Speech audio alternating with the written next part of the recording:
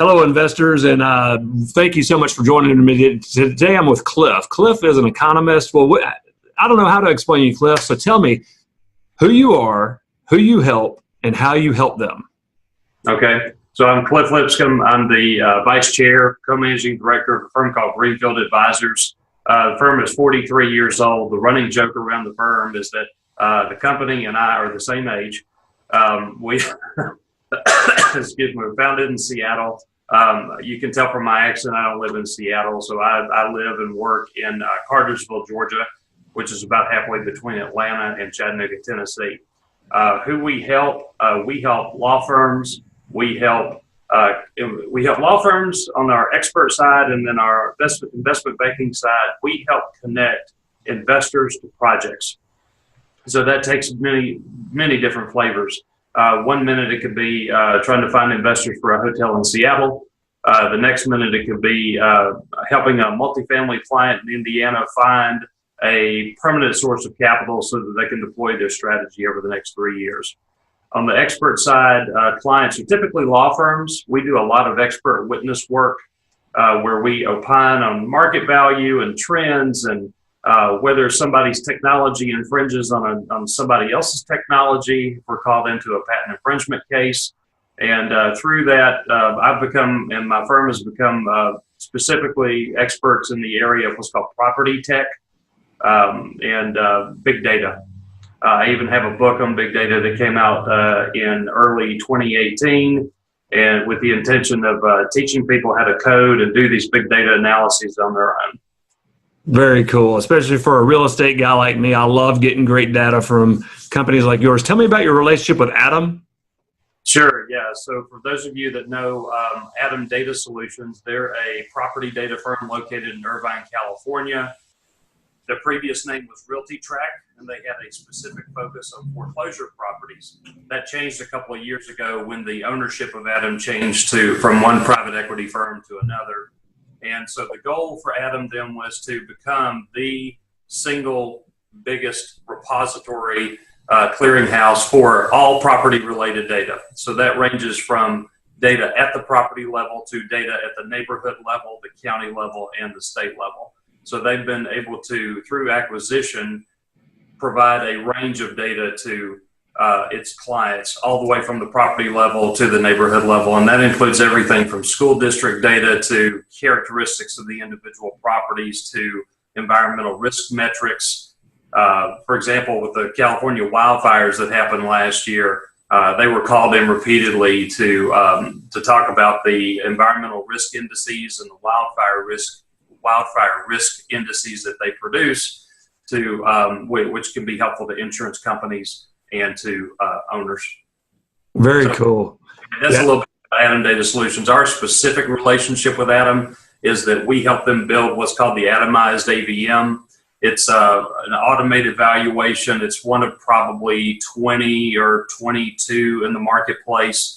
Our differentiator with our AVM is that we are very transparent about the data that are used, how we do the calculations, and then we have kind of a unique take on how we test that AVM in the marketplace. We don't test in the way that others do because, quite frankly, we think we have a better apples to apples comparisons than other testing companies, other companies that test AVMs. Very cool. Yeah, Adam is tagged to every article written in my industry. So specifically Memphis. There's a lot of articles being written on the national platforms about why Memphis is a perennial market for investors, why so many eyes are on Memphis, and Adam always has data within the article.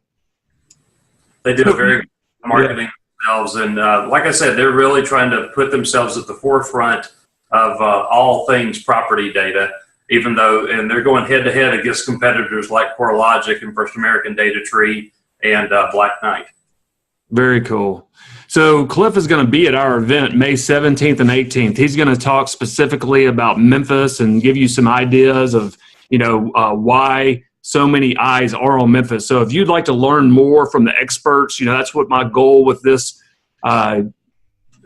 investment tour and seminar every year is to bring in the best of the best and let my investors leave here with some knowledge learned, some value added. So May 17th and 18th, I'm inviting you all to come to Memphis, Tennessee. It's a free event. You just click on the register button, choose your number of tickets. If you're bringing your spouse, get 2 tickets, check out there. So that's pretty cool that you're going to be here in town to present to the investors that are coming all the way to see us. You live in Atlanta, right? I do. I haven't been to Memphis to give you an idea. I presented at a conference in Memphis in about 2006, so that's how long it's been. I can't wait to see how the city's changed. The city has grown from the growth downtown with St. Jude's Children's Research Hospital, $9 billion investment to their campus downtown. Of course, with FedEx being headquartered here and the $1 billion investment they have in the air cargo hub right now, Memphis is on the move.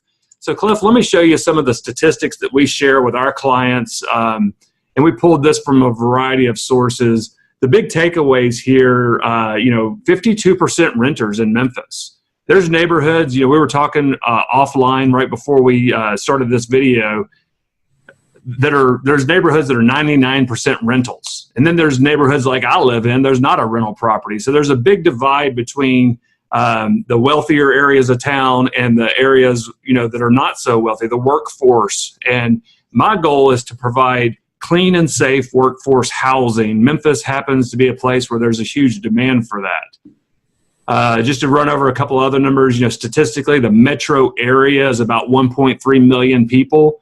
The city of Memphis, the actual city limits, 650,000 people. So it's not a huge town. It's the 23rd largest city in America. The median home price, $93,000 compared to $184,000. Then the rent to purchase ratio is high compared to the rest of the country. The average, my average client that's not in town has the same story, Cliff. They want to invest in real estate, but it doesn't make sense where they live. So La Jolla, California. Everybody knows that home prices are high, rents are low comparatively. Then I've got a dairy farmer in Iowa. His closest neighbor is 8 miles away. There's no way he could scale. So a lot of eyes are on Memphis when you live somewhere, maybe even Atlanta, where it's hard to find rental properties for whatever reason. So to kind of elaborate on what you'll be able to bring value-wise here for our clients when they come May 17th and 18th. Sure. So you and I talked a little bit about it offline. A stat that I track everywhere I live, everywhere I travel to is what is that ratio between what it costs to rent and then what does it cost to, what's the average value or the average market price of a property. And so if I'm looking to buy a rental, for example, whether it's commercial or residential, I like to look at that and think about where that particular property fits with respect to the 1% ratio that we talked about.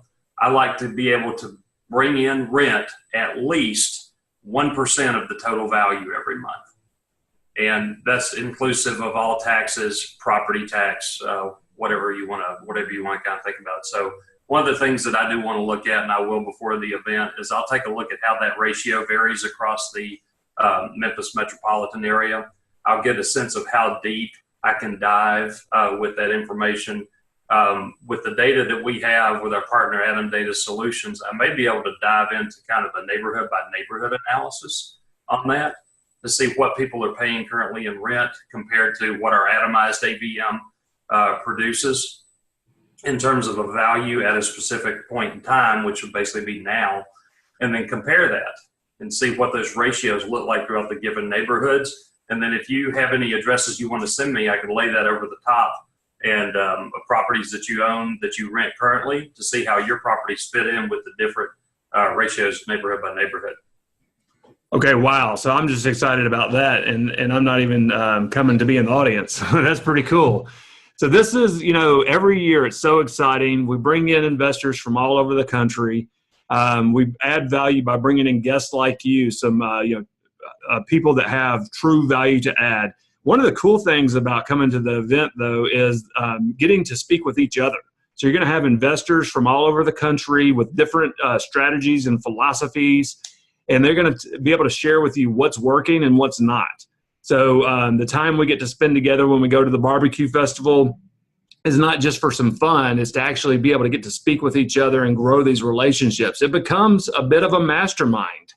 You'll leave here with different people's contact information you would have never met, including Cliff and other people in the audience. There'll be people in the audience that have never bought a rental property, and I'll have a guy here that owns 50 plus in Memphis. So it's a good mix to see, what's working, what's not, get some real data from guys like Cliff.